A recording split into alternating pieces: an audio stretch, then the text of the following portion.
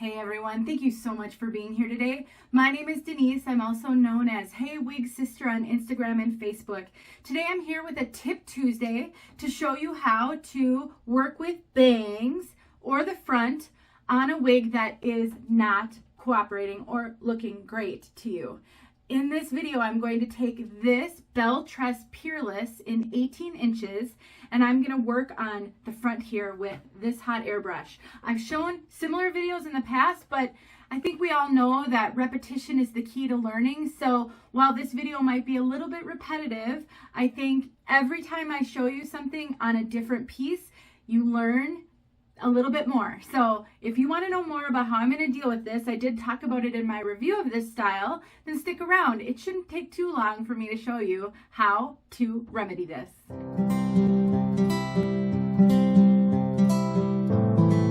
I have the bangs clipped right now because they are really unruly, and I'll take this clip off and I'll show you what I mean. In my review of this style, which if you have not seen that particular review, I will link it in the description, but in the review I showed this brand new, well, it's sort of new, 18-inch length of bell tress. I also showed you the 14-inch, and my original Peerless was in 22-inch, and I've had that one for over 6 months and love it so much.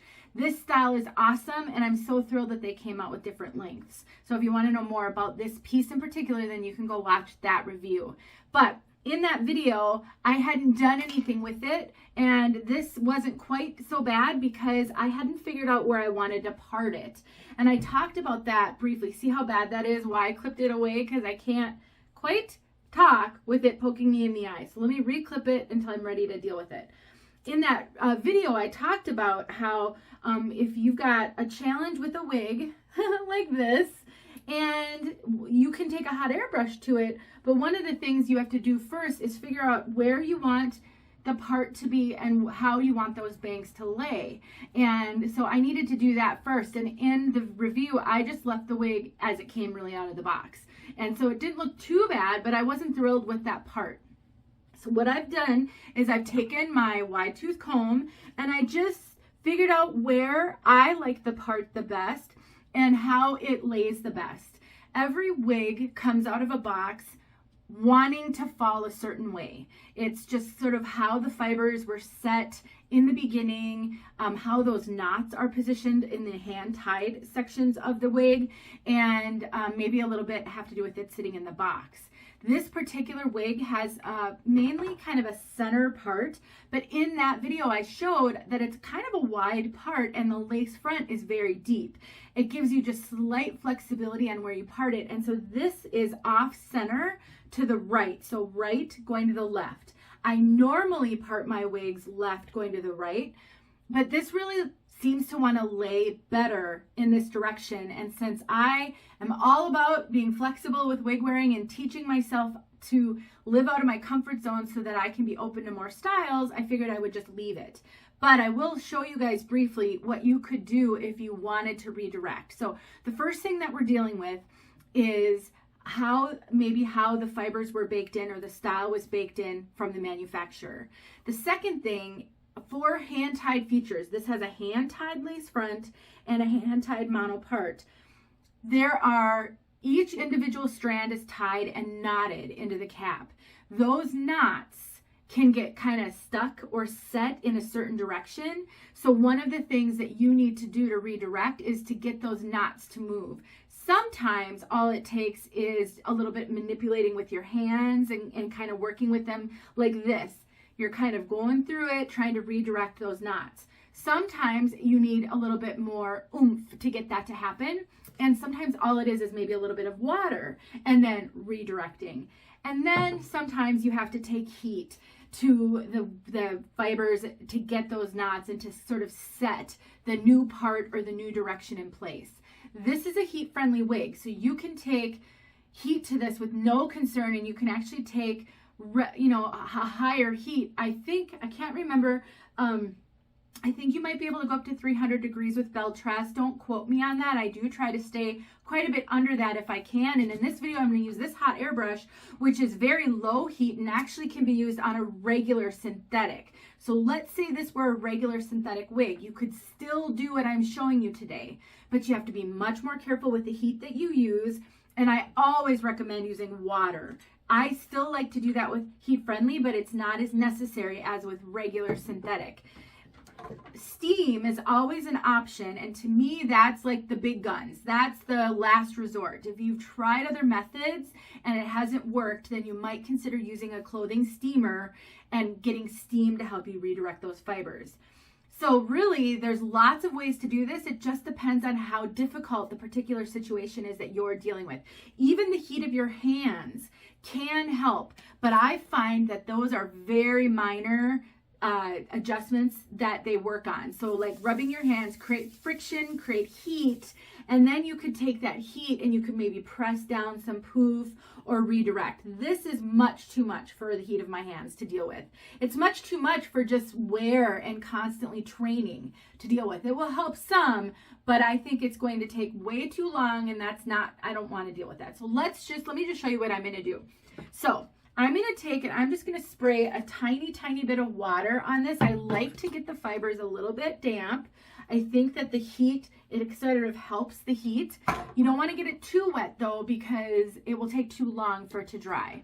And then all you have to do is take your hot air brush and you just start kind of heating up those fibers and redirecting them where you want them to go. Now, depending on what you're trying to do, you may need a lot more heat than this. I'm hopeful that this is going to be enough heat that I won't have to go to either a more heavy duty hot air brush or steam. I could use a flat iron on this.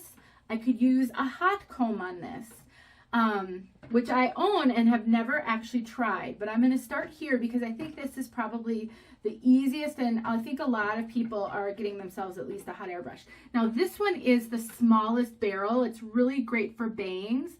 I also have the largest barrel that this Hot Tools comes in. And so depending on what I'm trying to do, I might use this. Since this was the bang, I thought I'd start with this one and see how it goes. Look at that, you guys. Look at that. Honestly. Now, it might start to spring back a little bit because I didn't use a lot of heat, but you can already see. I mean, I wasn't able to get it to do that with my hands. I wasn't able to get it to do that with a little bit of water. It can sometimes take that little to redirect fibers. Now, with a heat-friendly wig, you have to remember that, with any wig, if you're trying to change a style, you have to let it cool. That's what sets it. So the heat will help you to kind of maybe soften and make them more malleable, but then you have to hold them in place. Whatever it is you're doing, whether it's a straightening or adding a curl, you've got to hold that in place until it cools for it to stay. Now see, it's starting to spring back a little bit, but it's not nearly how it was. And so I will just keep working with it until it looks how I want it. Alternately, if I wanted these to be more like a bang versus over to the side, first of all, they're too long, so I'd have to cut them. And I recently did that with another wig, which I will link in the description if you want to see how I cut bangs into a wig. So if I wanted it, I could also take it and I could curve it over. So I could hit it from this direction and try to create a little bit of a curl or lift. You know, you just do whatever it is you need to do based on the style that you're going for. Another thing that you could do is you could use a hair dryer. So I could kind of clip this back and use a hair dryer and then hold it down. That's another awesome option. Now, while I'm doing this, I'm keeping the heat moving constantly because I don't want the heat to stay on the piece, even though this is very low heat. You can see I'm touching this constantly. I can hold this with my hand while it's running and it will not burn me. That's very low heat. If this were a higher heat, I'd have to be a lot more cautious. But I'm also being careful to watch out for the lace front and the monofilament. I don't want to tear them or burn them, melt them. So I want to be very careful with that. You can see I was holding it there so that it would start to set. Now, again, I'm going to wait a little bit. I'm going to see if it wants to spring back, and then I'll just keep working with it, and eventually it's going to stay permanently. But so far, so good, as you can see. That's all there is to it. It's really, really simple. I really recommend, if you are going to be a permanent wig wearer, or even if you're not going to be a permanent wig wearer, but if you're going to wear wigs often, it is worth it to invest in something like this.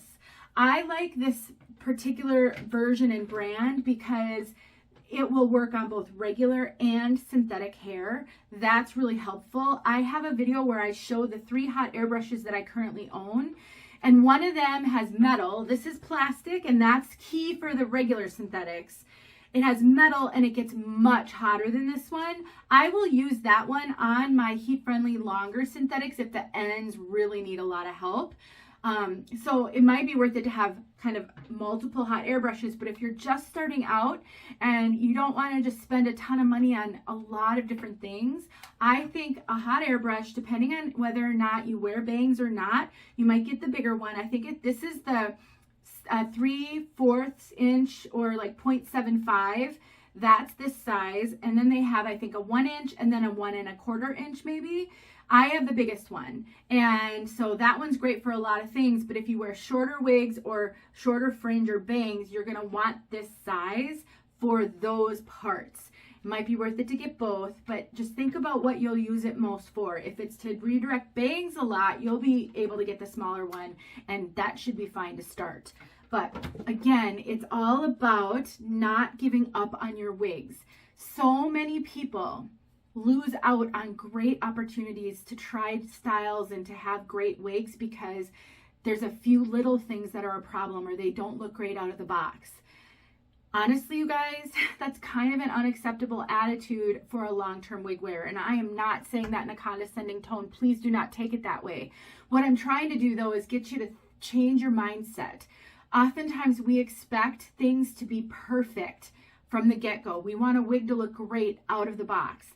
I think we all would love that, but the reality is different, and we do have to deal with reality. And the reality is you may need to modify some wigs gently and lightly, maybe with just something like this, but you will find much more success and joy in your wig wearing if you get your head around working with your wigs, whether that be modification or just styling them if they're not a perfect style for you. Sometimes you can get your hands on a great deal and the wig isn't perfect, or you're afraid to buy a clearance item because you can't return it. If you have skills like this, you won't be quite as afraid, I promise you. Now, like I said earlier, I'm going to wrap this up here, but like I said earlier, I had mentioned that, let's just say, so this is kind of where it wanted to part comfortably, so that's what I did. But let's say that's not an acceptable part to you. You would much prefer it to be the other direction. So let me just show you. I can't go far because this monofilament is like right here, but I could go over this way just a little bit. So let me just show you. When I do that, it doesn't really want to lay right. It wants to have a big bump here.